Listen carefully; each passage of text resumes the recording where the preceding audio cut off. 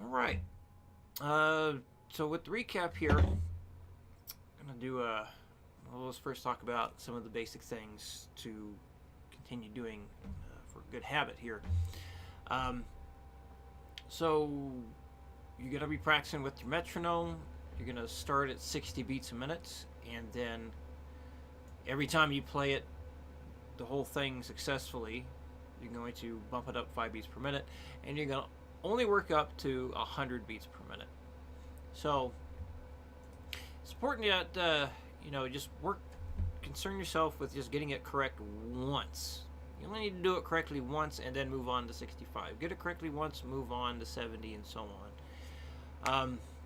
Since you got three things that you're doing, you want to make sure that time is used as best as possible here. I don't want you to go past 100 yet because I want to see how well you do with that next week when the lesson starts with you demonstrating what you worked on and see how good everything sounds with the metronome and chord shifting and all that stuff. So even though I am a proponent of pushing your speeds and whatnot with the metronome as far as you can, it doesn't do you any good if you're not able to truly follow the click and you're not sure if you're going too fast. So that's just a common thing I've learned, that when people try and push their speed with the metronome, they no longer realize they are completely off track with the click after a certain tempo, and then it just kind of, useless practice. So speaking of practice, the phrase "practice makes perfect" is not true. So only perfect practice makes perfect. So what I mean by that, in case you don't know, when mistakes happen, and they're going to, we all make mistakes. It's what we do when the mistakes happen that's important. So let's say, just for example, the thing that's up on screen right now, for some reason you keep wanting to do the wrong chord transition here. So instead of barreling through it and doing it over and over and over again in the hopes that suddenly you'll get it right, focus on what the mistake is. Let's use this one, number 3, as an example, since it's a little bit more complex. Let's say, going from this F5 chord over to the G5 is where you keep forgetting to move from the F5 up to the G5. Maybe you just keep staying on the F5. So I would focus on that. Single out these two bars and just go, focus on going between those two. It's better to do that instead of starting from the beginning and do it over and over and over. So let's say, you start off, first time through, you goof up the transition. So you try it, maybe 2 or 3 times, and then after that third time, if the same mistakes if the same mistake keeps happening, single that part out, focus on making that better, and play it right 3 times in a row, and then try the whole thing again. Definitely do not do this where you don't want to just keep going if a mistake is made.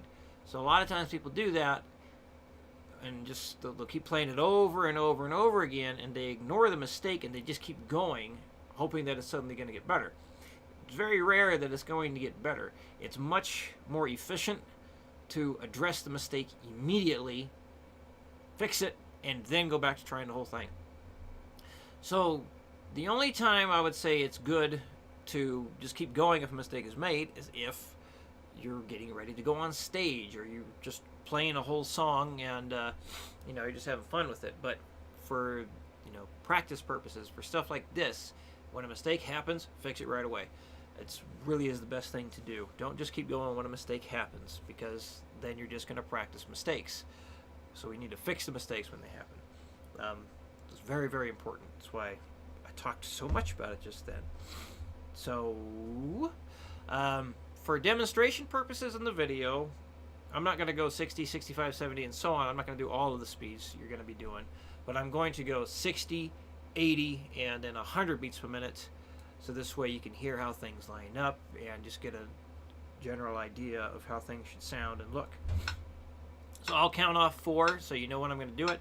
The other things to do, you're going to tap your foot while you play and continue to count the 1, 2, 3, 4 the entire time. The only exception to that is anytime I get to this last chord, because it's the end of the piece, I just stop. So you don't have to hold the final chord out for all 4 beats. That's just, well, I have to fill in the time signature stuff. So a whole note fills up the bar, so there you go. So yeah, here we go. 1, 2, 3, 4. 1, 2, 3, 4. 1, 2, 3, 4. 1, 2, 3, 4. 1, 2, 3, 4. 1, 2, 3, 4. 1, 2, 3, 4. 1, 2, 3, 4. 1, 2, 3, 4. Done. I usually just do that. I say done at the end and then move on. All right, 80 beats a minute now. 1, 2, 3, 4. 1, 2, 3, 4. 1, 2, 3, 4. 1, 2, 3, 4. 1, 2, 3, 4. 1, 2, 3, 4. 1, 2, 3, 4. 1, 2, 3, 4. 1, 2, 3, 4. Done. And 100. 1, 2, 3, 4. 1, 2, 3, 4. 1, 2, 3, 4. 1, 2, 3, 4. 1, 2, 3, 4. 1, 2, 3, 4. 1, 2, 3, 4. 1, 2, 3, 4. 1, 2, 3, 4. And done. All right. On to number 2. So I'm going to do the same 3 speeds for this one and the next. 1, 2, 3, 4. 1, 2, 3, 4. 1, 2, 3, 4. 1, 2, 3, 4. 1, 2, 3, 4. 1, 2, 3, 4. 1, 2, 3, 4. 1, 2, 3, 4. 1, 2, 3, 4. Done. 1, 2, 3, 4. 1, 2, 3, 4. 1, 2, 3, 4. 1, 2, 3, 4. 1, 2, 3, 4. 1, 2, 3, 4. 1, 2, 3, 4. 1, 2, 3, 4. 1, 2, 3, 4. Done. 1, 2, 3, 4. 1, 2, 3, 4. 1, 2, 3, 4.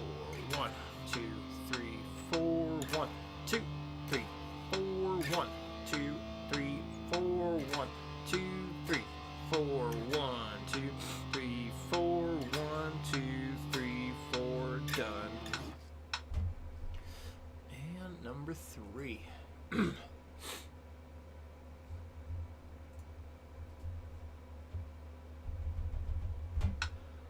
1, 2, 3, 4. 1, 2, 3, 4. 1, 2, 3, 4. 1, 2, 3, 4.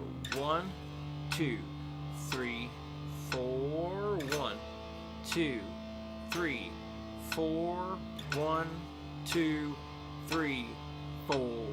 1, 2, 3, 4. 1, 2, 3, 4. Done. 1, 2, 3, 4. 1, 2, 3, 4. 1, 2, 3,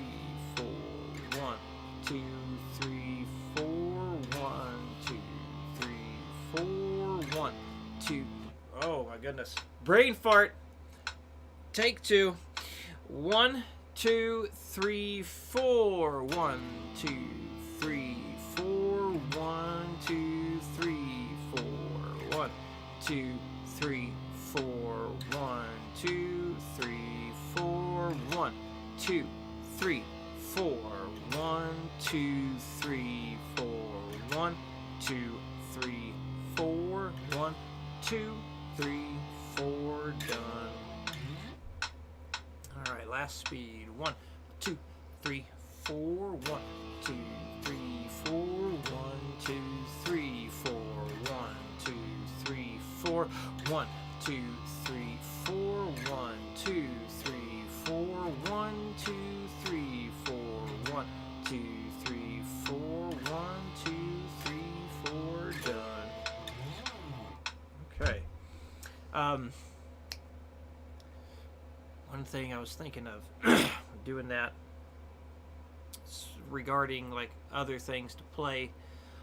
Sometimes people ask like, is it okay to practice other things or work on other things of interest, whatnot? Absolutely.